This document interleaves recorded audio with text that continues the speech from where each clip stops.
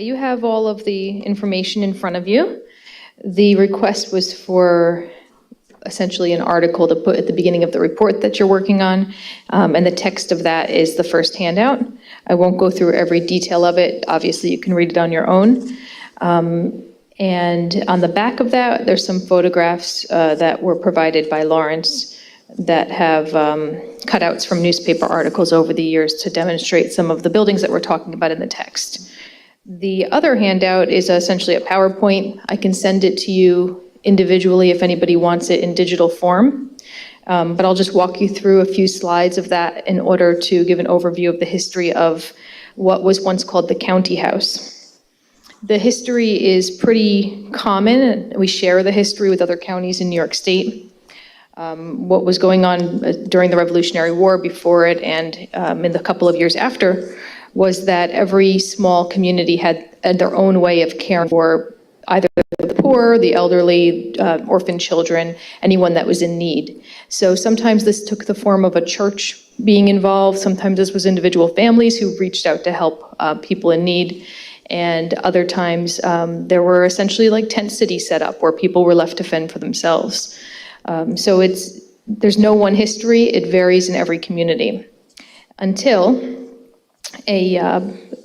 two different people, one from Massachusetts and one from New York, Quincy and Yates, started to take an interest in how we should institutionalize or better format the way that the poor are cared for around the country. So the Quincy report was about Massachusetts' situation. Then the Yates report came out in 1824. He had gone around, this individual here, you have a picture of him. He had gone around and studied what was happening in each small community, wrote a report on it, and then recommended that every county in New York State should come up with a county house in order to care in one central. So Orange County was among the counties who went ahead and did that, and all but four went ahead and created a county house in those early years. So by 1835, most of New York State was doing that same thing. So our county house was established with a group of superintendents in 1830. This picture is not our county house. You have to refer to the other pictures for ours. But this is a very typical setup, a large home where individuals would be housed. And this is the first time that they're centralizing it. Before that, communities might give a little bit of aid, or church might give some aid, but the individuals had to fend for themselves at that point. This brought it all under one roof, where there could be some medical attention, there could be some emphasis on nutrition and other aspects of caring. And there was a keeper and an assistant hired, paid for by the county to oversee the operations. Over time, this changed here in Orange County, and it also changed statewide, from people seeing the poorhouse as a place to house people to a place where you could do job training and get people to be reintegrated into society. So our county house, like many of the others, started to be referred to as a farm, and plots of land were purchased over time in order to have agriculture being taught on the property. Eventually a schoolhouse put in place for the children to have some education. And over time, as they built more buildings, segregating people based on their needs. So you might end up with, and I apologize for the antiquated language, but you might have a lunatic asylum to take care of people with mental health issues. Or what happens in Orange County is they separate into races. So you might have a home for Black individuals and a home for white individuals. So you can see there's a lot of antiquated language in that, but that's the way that they were organizing it. The state remained very interested in how this system operated. There were many reports throughout the years and studies done. And at some point, about 20 years or so into the process, individual communities wanted to break away from the county, their individual needs.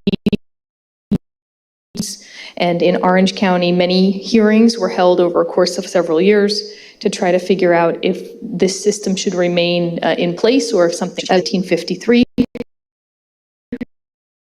when the community in Newburgh broke away from our poorhouse system and created their own. And this picture is of the modern barracks in the front from the 1940s, but in the back, the old poorhouse that was established in 1853. So they broke away, had their own system for about 100 years. And there were many reports done. One was the Willard Report, and this is the report in 1860, where you see at the bottom that they kind of lay out, some of the problems of the poorhouse system, but they also say that in Orange County, the lunatics of Orange County are cared for better than in most counties. So whatever we were doing here, it was a more humane environment than some of the other counties in New York.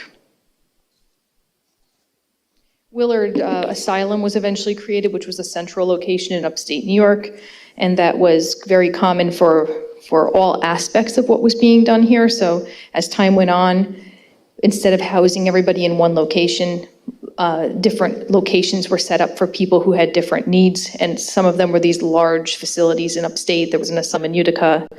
There was one in Poughkeepsie. There were different locations, and people would be sent away to get the care that they needed. And the same went for children. So in the 1870s, a change was made where instead of caring for the children with a small schoolhouse on the property, they would contract out to other groups. So Catholic children would go to one location, Protestant children would go to another. Sometimes they were close by here and sometimes they weren't. And in some extreme cases, the children were put on orphan trains and they were sent out to the West. And it is as horrible as it sounds. They would round up whatever children were in the poorhouse, put them on a train, send them out, and at each train stop, individuals could come forward and choose which children they wanted. And as you can imagine, there were a lot of horrible stories that came out of that, as well as some positive ones.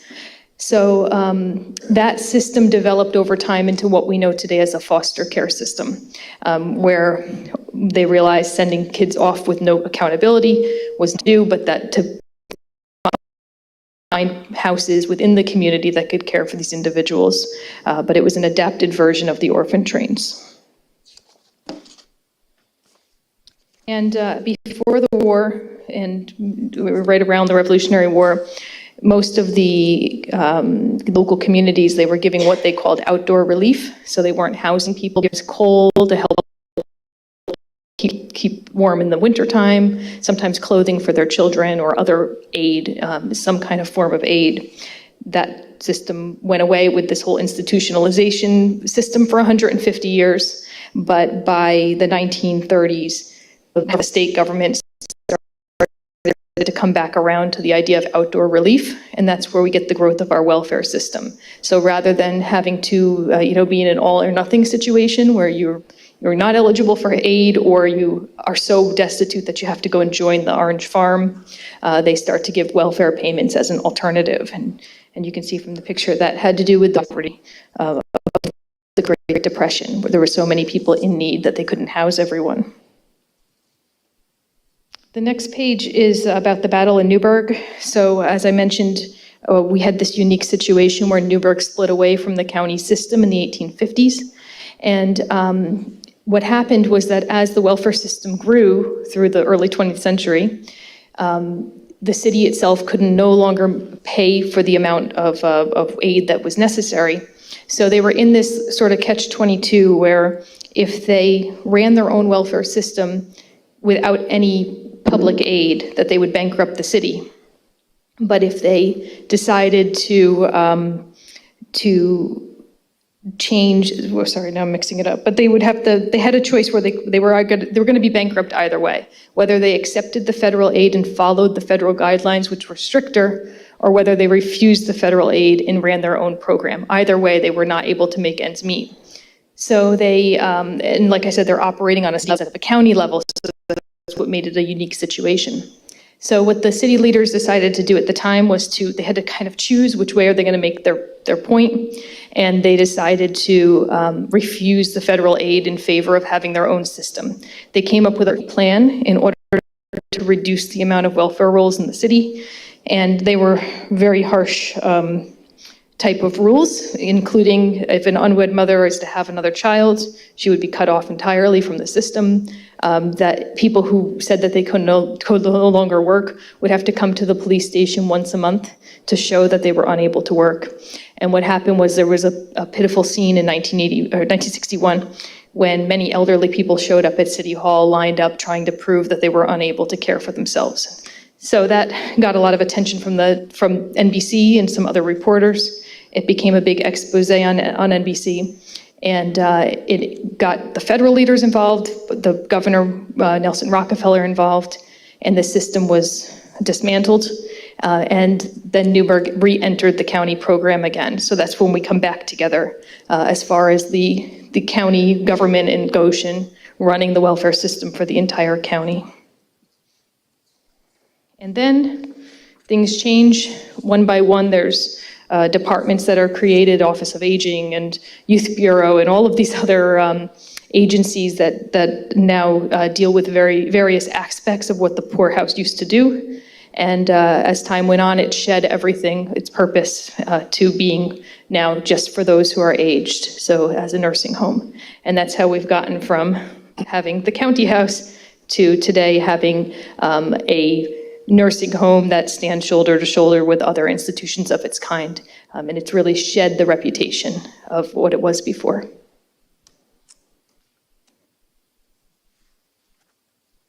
That was great. Thank you very much. Thank you. Now, in '79, were they all new buildings when we opened up?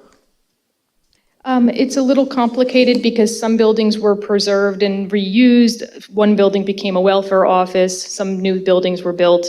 So it's, piece by piece, different parts of the facility have grown over time, which is why it ended in 1979, because it gets a little complicated as far as, the various uses that have taken place. And actually, I thought maybe even there might be some people around the county that have some detailed knowledge of that who have been involved in the system over this, especially 25 years since it's become Valley View. You'll have to bring back John McCary. Yeah, that's true. We could use him.